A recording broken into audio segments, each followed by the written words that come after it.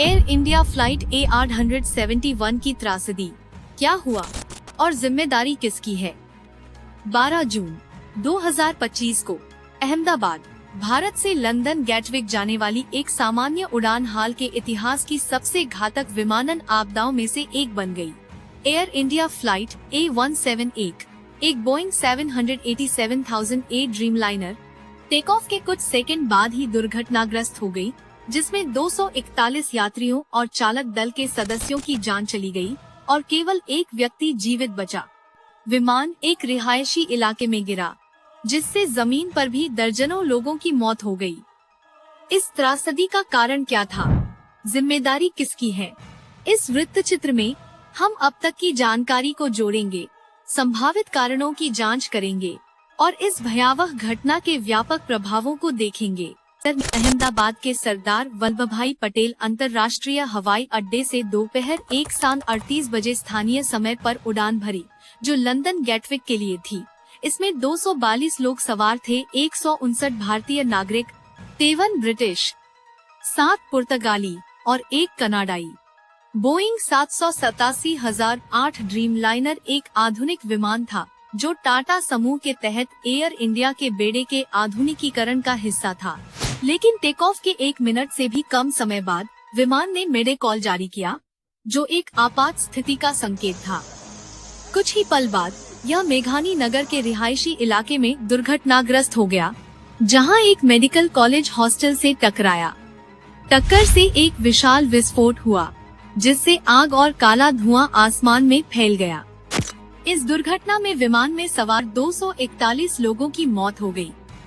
केवल एक व्यक्ति, ब्रिटिश नागरिक विश्वास कुमार रमेश, जो 11A सीट पर इमरजेंसी एग्जिट के पास बैठे थे, जीवित बचे।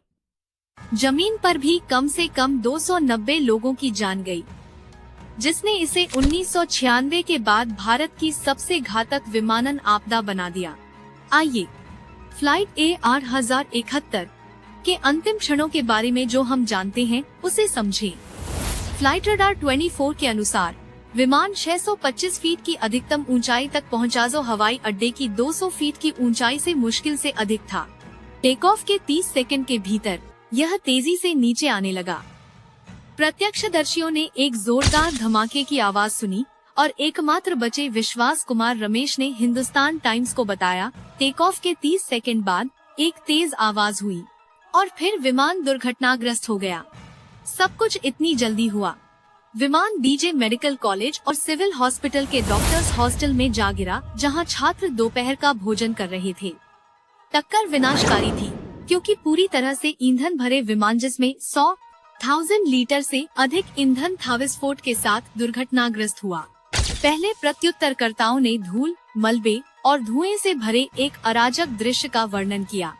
अस्पताल के डॉक्टर कियूर प्रजापति ने एक युवती को गंभीर जलन के साथ बचाने की कोशिश की, जो एम्बुलेंस में मर गई। दुर्घटना का कारण अभी भी भारत के विमान दुर्घटना जांच ब्यूरो द्वारा जांच के अधीन है, जिसमें अमेरिका के नेशनल ट्रांसपोर्टेशन सेफ्टी बोर्ड और यूके के एयर एक्सीडेंट्स इन्वेस्टिगेशन ब्रांच का समर्थन है। हालांकि निष्कर्ष निकालना जल्दबाजी होगी। विशेषज्ञों ने वीडियो साक्ष्य और उड़ान डेटा के आधार पर कई संभावित कारकों की ओर इशारा किया है। एक सिद्धांत इंजन विफलता का है।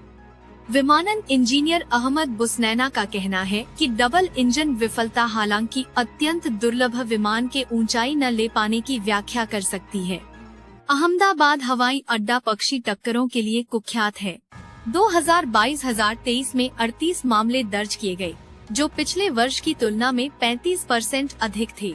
पक्षी टक्कर से दोनों इंजनों को नुकसान हो सकता है, जैसा कि 2009 के मिरेकल ऑन हडसन में हुआ था, जहां एक यूएस एयरवेज विमान ने पक्षियों से टकराने के बाद दोनों इंजन खो दिए थे। एक और ध्यान फ्लैप सेटिंग्स पर है।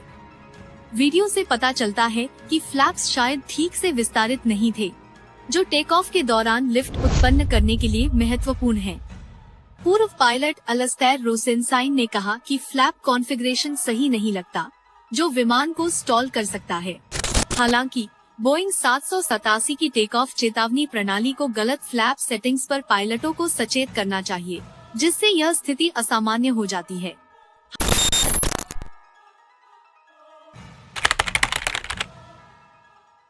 क्या मानव त्रुटि ने कोई भूमिका निभाई? पायलट कैप्टन सुमीत सभरवाल और फर्स्ट ऑफिसर क्लाइव कुंदर के पास 9,300 घंटे से अधिक का उड़ान अनुभव था। फिर भी कुछ विशेषज्ञों का अनुमान है कि पायलटों ने फ्लैप्स को ठीक से सेट नहीं किया या थ्रस्ट खोने का जवाब देने में विफल रहे। लैंडिंग गियर भी सामान्य से अधिक समय तक नीचे रहा, जो ड्रैग बढ़ाता है और लिफ्ट के नुकसान को और खराब कर सकता है। विमान के बारे में भी अटकलें हैं। 2024 में एक विसल ब्लोअर की रिपोर्ट ने आरोप लगाया कि बोइंग ने 787 ड्रीमलाइनर के निर्माण में शॉर्टकट लिए। हालांकि बोइंग ने इन दावों को गलत बताया। शामिल विमान VTNB 2014 में एयर इंडिया को दिया गया था और इसका कोई पिछला दुर्घटना इतिहास नहीं था।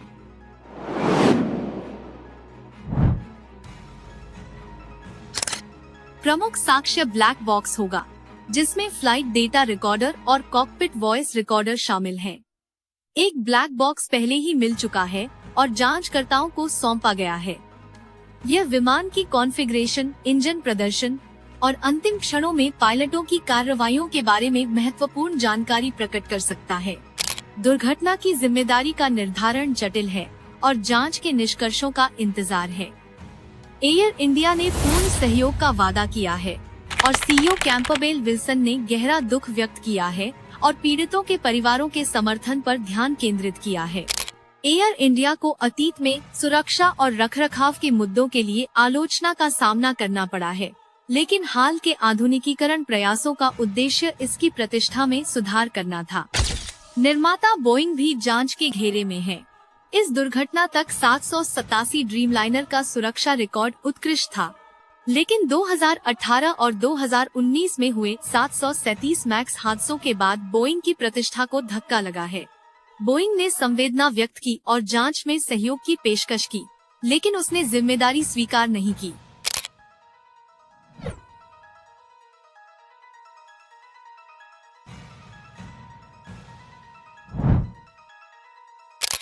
इस दुर्घटना ने भारत और यूके के समुदायों को हिलाकर रख दिया है। पीड़ितों में गुजरात के पूर्व मुख्यमंत्री विजय रूपाणी और डर्बी के जोशी परिवार जैसे लोग शामिल थे। एयर इंडिया ने परिवारों के लिए हॉटलाइन और राहत उड़ानें शुरू की हैं, जबकि स्थानीय समुदाय प्रार्थना सभाएं कर रहे हैं। एकमात्र बचा हुआ व्यक्ति विश्वास कुमार रमेश ठीक हो रहा है, लेकिन उनकी कहानी इस त्रासदी में आश की एक छोटी सी किरण है। जैसे जैसे जांचकर्ता सच का पता लगाने के लिए काम कर रहे हैं, विश्व पीड़ितों के परिवारों के साथ शोक मना रहा है। हमें उम्मीद है कि यह त्रासदी जवाबों और कार्रवाइयों की ओर ले जाएगी, जो सभी के लिए उड़ान को सुरक्षित बनाएगी। यदि आपको यह वृत्तचित्र जानकारीपूर्ण लगा, तो कृपया लाइक करें, सब्सक्राइब करें